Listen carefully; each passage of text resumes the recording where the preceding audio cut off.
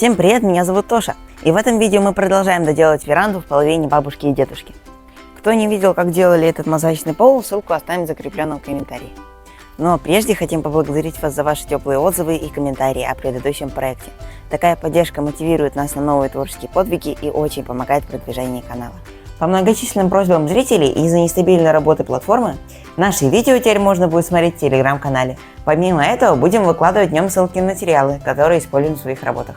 А также сможем общаться и обсуждать подробности наших проектов, интересующие подписчиков. Ссылка на телеграм-канал в первом закрепленном комментарии или по QR-коду. Заходите, мы всем рады. На этот раз займемся кладовкой и сделаем настоящую амбарную дверь из обрезков лиственницы. Кстати, мы много рассказывали о нашей необычной зеленой террасе и реставрации уличной мебели, а наружную часть конструкции еще не показывали. Она задумалась как крыша для веранды, и теперь наша задача объединить эти зоны в единую и функциональную композицию. Ну а кому интересно, как мы это делали, оставим ссылку в закрепленном комментарии. Итак, начинаем с кладовки.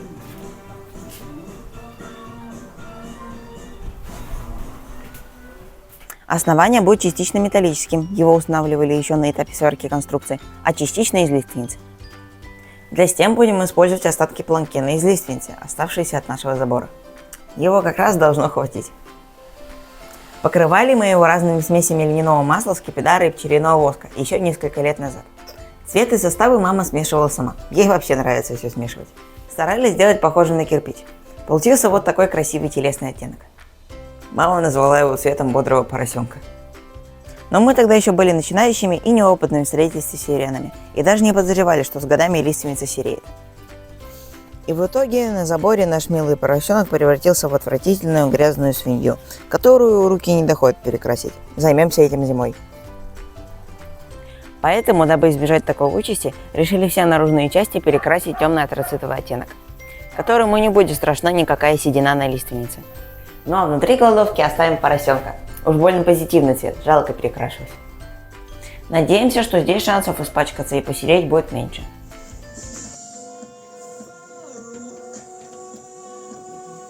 Давай. Сильнее, со всей силы туда его. Давай, дави. Тебе слышно, надо вторую стену. Не надо. В камеру смотри, ты на меня смотришь. Главное убежать. Так звук же идет, не надо. Да, теперь сверли там вверху и вкручивай саморез, он тебя снимет. Да. Я уверен. Ты уверен? Да. А тут 3 не просветно. Нормально? Можно их все 3 заделать. Ай, кажется, я... Только ровно держи сверло. Вот так? Да. Здесь. Давай. Сразу все 3 сверли. Назад, руку тяни. Только ровно тяни, чтобы сверлил. Да говорю, все 3 бы просверлил сразу. Нет, я потом это сделаю.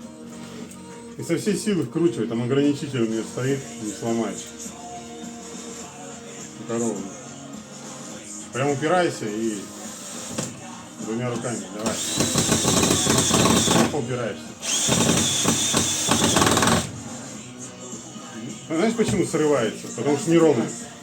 Когда ровно в головке, он не срывается. Так, нормально? Чуть ниже. Чуть-чуть. Угу. Самый край не надо, чтобы не расщепило.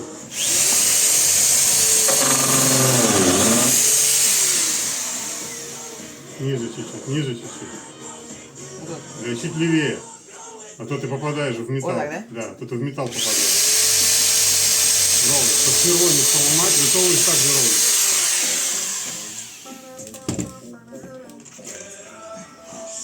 И прям втыкаешься сильно. Руками давишь. Можешь отступить на шаг, чтобы всем весом давить. Чтобы не слетало. Вот. Вот. До ограничения не сделал. Молодец. Вот так и надо. Мне кажется, у вас тут жарко. Что? Жарко у вас тут, мне кажется. Да ладно. Я тут работаю. Здесь люди работают. Дави. Вот. Все, кончилось. Ну что ж, совместными усилиями достроили стены кладовой и покрасили наружную часть в темно-антрацитовый оттенок. Внутри кладовка осталась светлой и очень уютной. Мозаичный коврик добавил этому маленькому, но достаточно вместительному пространству еще больше милоты. Следующий этап – дверь, которую мы решили сделать сами. Для нее используем остатки лиственного планкена, оставшегося после стены потолков спальни бабушки и дедушки. Они уже заброшированы и покрашены в состаре на охристый оттенок. На некоторых есть трафаретный декор, будем их чередовать. Помимо этого в работе используем обрезки мебельного щита из лиственницы, которыми оформим края нашей двери. Когда-то, мечтая о своей рукотворной амбарной двери, думали, что разойдемся и напридумываем целую кучу необычного декора. Но после нашего мозаичного пола решили поумерить аппетиты и сделать простую и локально темную дверь, которая не станет спорить с полом, а скромно постоит в сторонке и тем самым только подчеркнет его красоту. В общем, с главным героем в этом творении мы точно определились, и это не дверь. Форму и дизайн продиктовали размеры обрезков лиственницы. И именно в такой компоновке кусочки планкена сложились в идеальную и очень лаконичную раму, которая идеально совпала по всем параметрам фактуры, пропорций и дизайна. Вначале стягивали и скрепляли дощечки гвоздями, потом промазывали края ПВА, приклеивали раму и дополнительно вкручивали в торцы черные саморезы. С обратной стороны тоже вколачивали гвозди. В общем, старались максимально усилить нашу самоделку всеми подручными способами. На обратной стороне сильно выступил клей. Убираем его стамеской.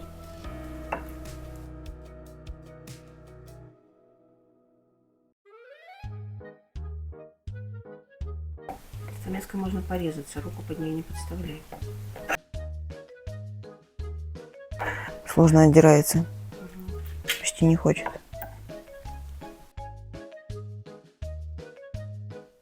Все щели и неровности заполняем нашей любимой смесью опилок и ПВА. Изнанка двери получилась более чем скромной. Навряд ли ее кто-то будет разглядывать изнутри кладовой, но все же решили ее немного облагородить. С этой стороны дверь гораздо симпатичнее, но щели все еще есть, замазываем их той же смесью.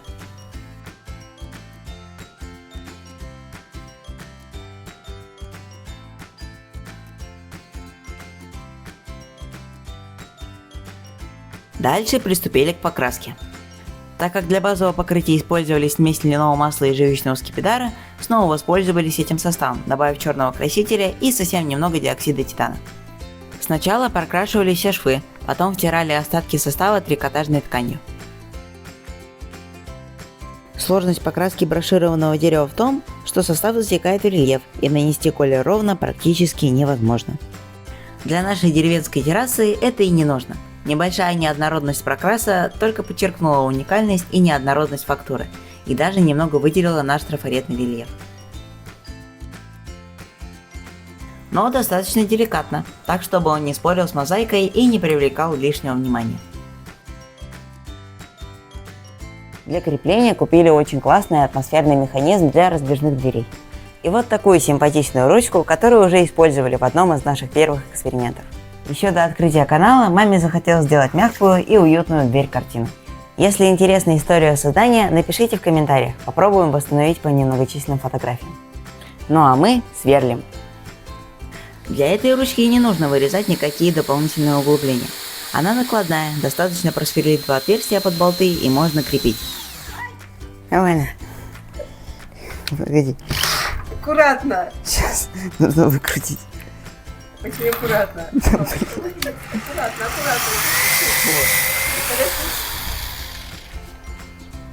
Ну да.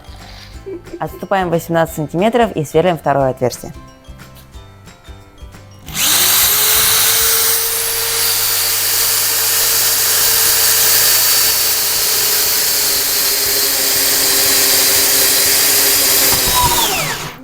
Я сжать. О, можно так оставить. Конечно, это идеальный вариант. С лицевой стороны будет большая солидная ручка, а с обратной пластина с углублением. Ну, получается. Так, прям сразу резьбу насверлить. Ну да, я же молодец. Но все крутится. Не снимай это, пожалуйста. Почему? Крутится. Вот, все. Молодец, да. Заслужил второй. Спасибо. Я ценю. Что-то как-то криво.